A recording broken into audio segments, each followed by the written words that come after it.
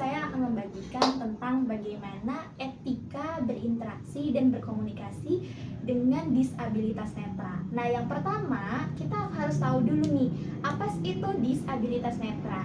Jadi disabilitas itu asal katanya dari bahasa Inggris, yaitu artinya dari disable atau disability yang artinya tidak mampu. Ketidakmampuan atau keterbatasan, anggaplah ini bisa fisik, bisa sensorik. Nah, kita akan bahas nih tentang disabilitas sensorik. Sensorik itu kan melibatkan panca indera, pendengaran, penglihatan, kita bisa merasakan dingin, panas, itu juga kan berkaitan dengan yang namanya sensorik. Nah, sekarang kita akan berfokus terhadap disabilitas netra. Disabilitas netra ini adalah orang-orang, nah ini nih ya, kita harus tahu dulu nih disabilitas netra dengan buta, karena itu adalah dua istilah yang berbeda walaupun cakupannya sama.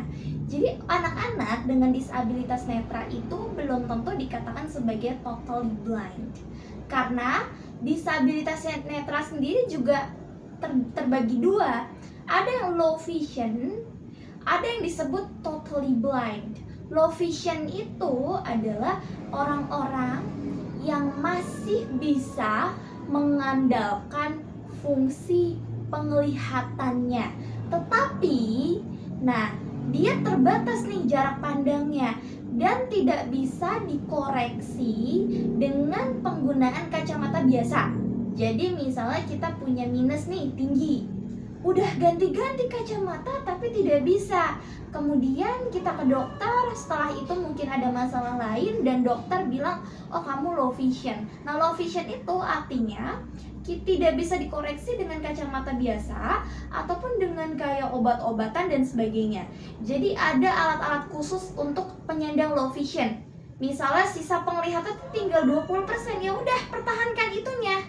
Gitu. Masih bisa dia melihat, dia masih bisa melihat orang, bahkan masih bisa melihat tulisan awas meskipun dengan huruf cetak yang lebih besar, kontrasnya nanti diatur dan sebagainya. Itu low vision. Tapi kalau blind atau kita sebutnya sebagai totally blind, itu adalah orang-orang yang hanya mampu mempersepsikan cahaya. Tapi kalau misal ditanya ini cahayanya hitam putih gitu, dia nggak tahu. Pokoknya dia tahunya, oh di situ terang, di situ gelap. Nah itu ya sedikit tentang tunanetra. Jadi tunanetra itu terbagi dua. Ada yang low vision yang tadi saya bilang, disebutnya penglihatan rendah, low vision, atau kita sebutnya kurang awas. Ada lagi yang blind, yang dia hanya mampu mempersepsikan cahaya. Sekarang, gimana cara berkomunikasinya? Nah, ketika teman-teman menemukan kita punya teman nih atau punya keluarga, dia blind, totally blind. Ada beberapa hal yang harus dihindari dalam berkomunikasi. Pertama, kamu mau minum apa? Dengan ada lebih dari 2 orang misalnya, dia nggak akan tahu kamu lagi nanya kemana. Kalau misalnya kita hanya menggunakan subjek, kamu mau minum apa? Apalagi kita nanyanya sambil jalan, kamu mau minum apa? Dia nggak akan tahu kamu sedang berbicara dengan dia atau dengan orang yang ada di sebelahnya. Jadi kalau misalnya kita mau berkomunikasi dengan orang-orang yang totally blind, pertama adalah gunakan 3S. Salam, sapa, sentuh. Kalau kita hanya menggunakan kata ganti, kamu atau apa, gunakanlah sentuhan untuk menandakan kalau teman-teman ini sedang berbicara dengan tunanetra ini. Contoh, jangan hanya bilang kamu mau minum apa atau kamu mau makan apa, apalagi orangnya ada lebih dari 2 orang misalnya. Tapi coba gunakan sentuhan, berikan attachment, physical attachment. Kamu mau minum apa? Dengan begitu, dia tahu bahwa mitra tuturku ini sedang berbicara dengan aku. Otomatis dia akan memberikan respon secara sesuai. Makanya kita sebagai orang awas jangan tersinggung ketika kita bertanya, kok dia nggak jawab ya? Ya mungkin ada kekeliruan di sana. Kita hanya menyebutkan kamu mau apa? Ya jelas dia tidak menjawab. Karena apa? Barangkali dia tidak tahu bahwa Anda atau teman-teman ini sedang berbicara dengan mereka. Itu yang pertama. Jadi gunakan sentuhan. Kalau tidak mau menggunakan sentuhan, panggil namanya. Siapa namanya? Panggil namanya. Otomatis di situ jelas. Bahwa misal aku namanya Aurel misalnya, panggillah Aurel, mau minum apa gitu. Itu yang pertama ya. Yang kedua adalah ketika kita berinteraksi dengan penyandang tunanetra total ya, jangan pernah bilang begini, temanmu itu aku lihat nih ada teman sekolahmu cewek, itu tuh dia tuh yang rambutnya panjang, yang kulitnya agak hitam, siapa ya namanya? Jangan pernah bertanya seperti itu, karena kan mereka nggak pernah bisa meraba sampai situ ya. Apalagi kalau misalnya nih temennya misalnya selalu dikuncir gitu, terus tiba-tiba rambutnya diurai begitu saja, kan dia nggak pernah meraba sampai situ. Jadi jangan pernah menanyakan sesuatu yang sifatnya visual. Siapa sih yang namanya si Zahra? Itu si Zahra yang kulitnya hitam apa bukan ya? Kok ada kulitnya hitam tuh teman kamu? Ya dia nggak tahu.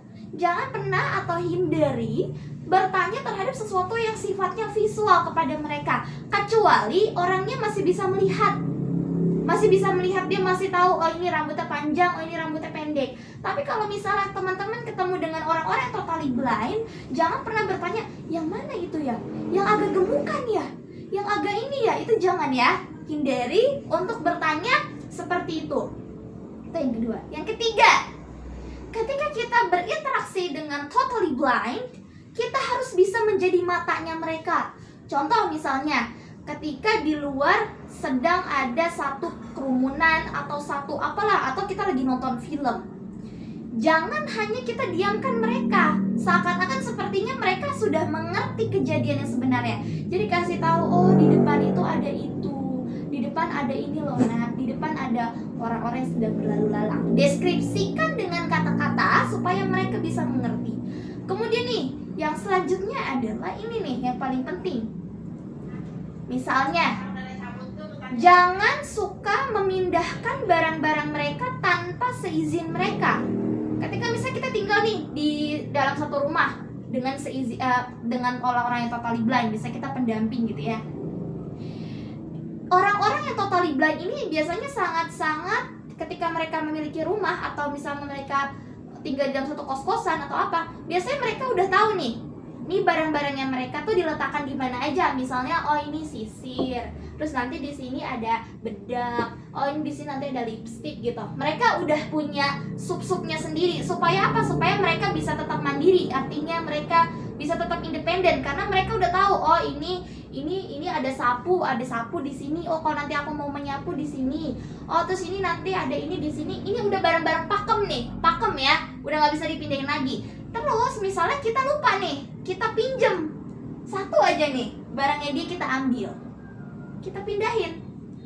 Meskipun di tempat yang tidak berjauhan, misalnya tadi dia naruh sisir ada di sini, kita minjam terus kita pindahin ke sini, jaraknya berapa senti. Dia cari nyari nih, kemana ya sisirku? Perkaranya, kalau misalnya di meja ini nggak ada barang pecah belah. Kalau misalnya di meja ini ada barang pecah belah, tiba-tiba kesenggol, terus barangnya ini jatuh ke lantai, apa yang terjadi? Jadi ketika kita memindahkan barang-barang mereka, izin. Maaf ya, tadi saya mindahin barang kamu, kasih tahu tempatnya, ini barang kamu ada di sini, letaknya sebelah sini.